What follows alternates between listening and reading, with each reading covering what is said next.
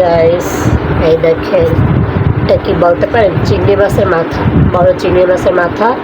এটাকে বেছে এই দেখেন ছেঁচে নিয়েছি। এখন আমি পেঁয়াজ কাঁচামরিচ দিয়ে ভাজি করব। দেখেন, তাহলে চিংড়ি মাছের মাথা ভাজি।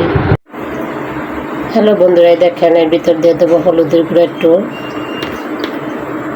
এই যে পেঁয়াজ কুচি করে দিয়েছি, কাঁচামরিচ কেটে দিয়েছি, শুকনো মরিচের গুঁড়া দেবো অল্প একটু, কারণ কাঁচামরিচ দিয়েছি অনেক, এই জন্য। জিরার গুঁড়া দিয়ে দেবো।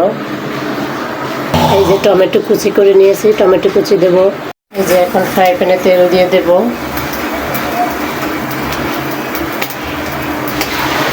তেলটা গরম হয়ে আসলে এর ভিতরে গুলো মাখাইয়ে দিয়ে দেবো। এখন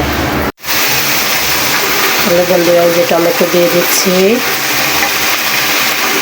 ধনিয়া পাতা কুচি দেবো আসলে। এই যে দেখেন,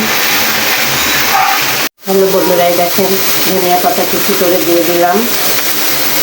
অনেক টেস্টি হয়েছে। এই রেসিপিটার কথা আমার সেজ আপু বলেছে আমাকে, এভাবে করে বলে চিংড়ি মাছ যখন আনে তখন চিংড়ি মাছের মাথাগুলো আলাদা করে আনতে বলবি, তারপরে এভাবে খাবি, মজা হবে বলবি।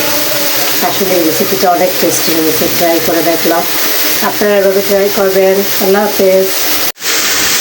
এই দেখেন গাইস, আমার রান্না করা ডাল, এই যে, ঠিক আছে। এখন আমরা খাবো। আপনাদের ভাইয়া তো ওয়েট করতেছে খাওয়ার জন্য। আল্লাহ হাফেজ।